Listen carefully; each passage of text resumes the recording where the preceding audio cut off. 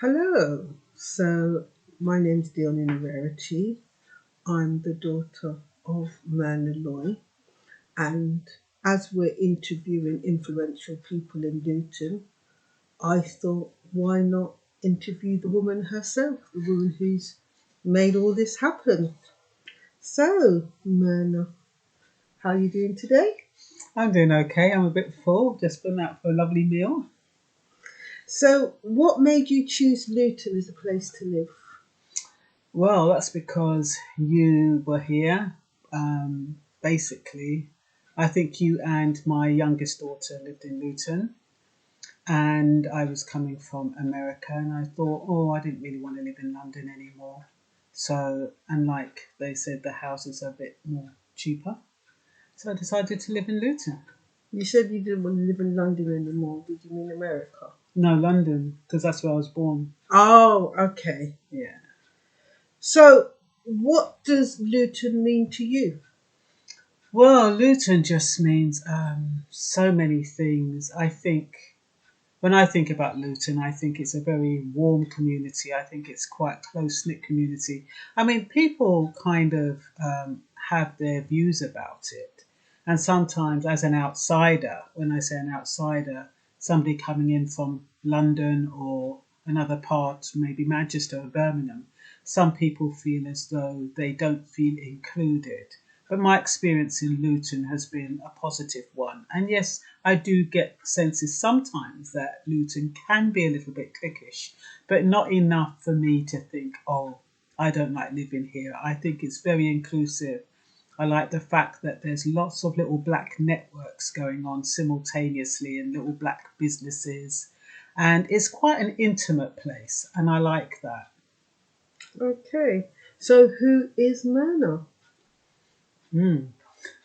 Well, Myrna is a woman of many talents. As many people know, I am an author, I am a painter, I am a poet. I'm now running the Inspirational Herbal Tea Kitchen, which is in the Luton Town Centre. I run a magazine called Black Bright News, which doesn't come out as often as it should, but because I'm doing these interviews, I am actually going to record the interviews so it's out in print. So, yes, I'm a mother, I'm a grandmother, a great grandmother, I'm an employer, I'm a sister, I'm an aunt, I'm lots of different things to different people. So, tell me a little bit of what made you who you are today. I think rebelliousness to start off with. I think I grew up as quite a rebellious child. I used to get negative talk, and I would always say to myself, I'm going to prove them wrong. And so I think I ended up most of the time trying to prove people wrong about me. People had an image about me and I would prove them wrong. And so, regardless of what it was, normally if it was something negative, I would show that that is not who I am. And so it started off with my mom, and then she would say, "Oh man, you're not going to amount to nothing because you don't study and you don't do this and that." And I would prove to her, "Oh yes, I can." So I'd go to college, or I did my degree, and then she'd say, "Oh no, man ain't gonna want you." And so I'd make sure I showed her that men did want me. So, and then, whatever I did, I kind of propelled myself by people. Whatever somebody said was the opposite. If it was negative, I would prove them wrong. So, you said that you've been an artist and a poet, and you do Black Bright, and you've got the Herbal Tea Kitchen. What motivates you to start these projects? I just get a voice. But all with the exception of the herbal tea kitchen, that was kind of um, an idea that I planned with someone else. But all the other things that I do, most of them are therapeutic to help me get through challenges. But with the therapeutic, with the inspirational herbal tea kitchen, I was with somebody at the time, and he wasn't working, and he said he was bored, and I noticed that he liked herbs, and he used to like growing stuff in his garden. And so we somehow spoke about, no, he was talking about a gospel cafe in Reading. And I said, wouldn't it be lovely if we had somewhere in Luton where people could come and talk and have a cup of tea, and the rest is history. The thing is with me, though, if you put something in my head, I run with it. And I think for him, it was an idea, and it became a bit overwhelming because I don't think he thought that. I think it could have been overwhelming for somebody who doesn't expect something to move so quickly. And so that's what happened. It moved a bit too quickly for him, but I carried it on, even though he decided that that's not really what he wanted to do and wanted something a bit more secure. And out of everything that you've done, what's given you the most satisfaction? I think doing YouTube videos. I think even if I'm feeling down in the morning or I'm feeling a bit lazy or lethargic, if I get an idea about a video, it's like I turn into a totally different person. Once I kind of do my makeup and I know what topic I'm going to speak on, it just transforms me, and it makes me feel so good that I'm now learning about information and I can share information, and I'm not even sure whether a lot of the information helps others, but that is my goal, that it will help other people, and that people don't necessarily see me as an authority, but will see me as somebody who cares and somebody who will point them in the right direction. And you kind of said you get up in the morning and no matter what mood you're feeling, you'll start a video. Where does your inspiration come from when doing the videos? Well, I think it's mostly if sometimes I look through my phone and I'm subscribed to a few news channels, and if the topic looks interesting and I think, oh, that will help someone, that's where my inspiration comes from, and I get really excited if I think somebody might not know something, and then they might get trapped by the system, or they might get tricked. Sometimes I say, because with legislation, it's not open. People don't really know about legislation, and I'm worried that especially black men will get caught out if they don't know certain things. And I think what started it off was the Windrush, when I found out that those people were being deported, and I thought they didn't know about their rights, they didn't know about their immigration status, and so I felt as though I needed to intervene. And the viewers that kind of watch your videos, who do you think those people are? What kind of people do you think watch your videos? Well, I don't really know, to be honest. Sometimes I'm surprised that, just judge just by the name, I can kind of suspect that somebody, and some of them have pictures. So I know I've got black subscribers. I know I have white subscribers. I know I have Asian subscribers. But I don't know what predominantly my subscribers are. So I know I do tend to appeal. And I don't, even though it's called Black White News, I like to think that the information I share is useful for everyone, but predominantly I'd like it to help the disenfranchised and the vulnerable and those who I feel are being taken unfair advantage of. So, out of all the projects that you've done, what's been the most challenging project for you? Well, I would say the shop, because I feel as though I don't have the control I would like to with the shop. With my magazine, I can get up and do it anytime I like. With the videos, I choose when I go and do the videos. And with most things that I do, painting, poetry, is within my time frame. With the shop, it's like a commitment.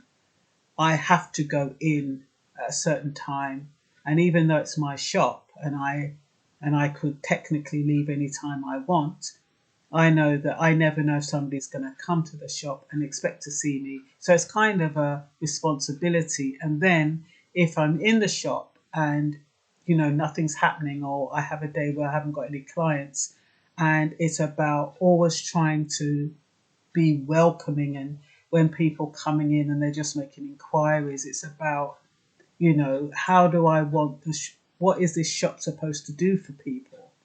And the shop is called the Inspirational Herbal Tea Kitchen because it's supposed to inspire people. So I've always got it at the back of my head that, Myrna, you can't look grumpy. You can't, I've got to, well, not that I've got to, but I want to make people feel better after they've been in the shop than when they've left. So I feel it's quite a big responsibility. So I think that's the biggest challenge. And especially when you're not getting paid, it's not like it's rewarding in the sense that people keep coming back and people love to come in, but it's not financially lucrative at the moment. I'll be positive. If somebody was to be starting a new business, maybe they're starting a new business in Luton, what advice would you kind of give to them? Well, number one, you're going to have to expect competition, no matter what it is, no matter how new your idea is. You're going to have people who are going to try to get one over on you, try to do a bit better than you, take your idea but do something else with it. And I think you have to be prepared for the competition. But what the competition does is it forces you to adapt and change and improve your services. So I would say don't get discouraged if you start a business. I mean, they reckon it takes 3 years for a business to take off. So I wouldn't get discouraged if nobody comes into the shop. I mean, my friend, he used to get discouraged when he came to the shop and, he didn't get any customers, and he said he felt uncomfortable and sometimes he even felt stupid. And somebody came into the shop once and said, "Why are you in the shop? How do you make money?" And it really affected him. But for me, it doesn't matter if anybody comes into the shop, to be honest. When I don't have customers, I read up about herbal teas, or I read up about counselling, or I read up about something. So you have to be prepared for the slump. You have to be prepared that it's a slow process. And so you have to have patience, and it has to be something that you want to do and you're passionate, so that when these times come when you feel as though it's not moving and things are very slow, you won't get discouraged. You'll look at the end goal and think, yeah, in 3 years' time, I know it's going to be much better than it is now. And so, obviously, Myrna's this woman has done so many things. What haven't you done? But who would people say Myrna is, or what is the one thing you would want people to know that they don't already know? I'll Well, let you choose which one to answer. I think people always saying to me, "How do you do so much?" And I sometimes wonder if it's a form of escapism, and I sometimes wonder if I'm overcompensating. But I enjoy every aspect of what I'm doing. And I think it takes me away from thinking about myself. It takes me away from either feeling sorry for myself. And I think if I wanted people, if I was say to die tomorrow, how I'd want to be remembered is somebody who inspired other people and who, defied the stereotype, because I believe I do defy the stereotype. I don't think I'm your typical 69-year-old.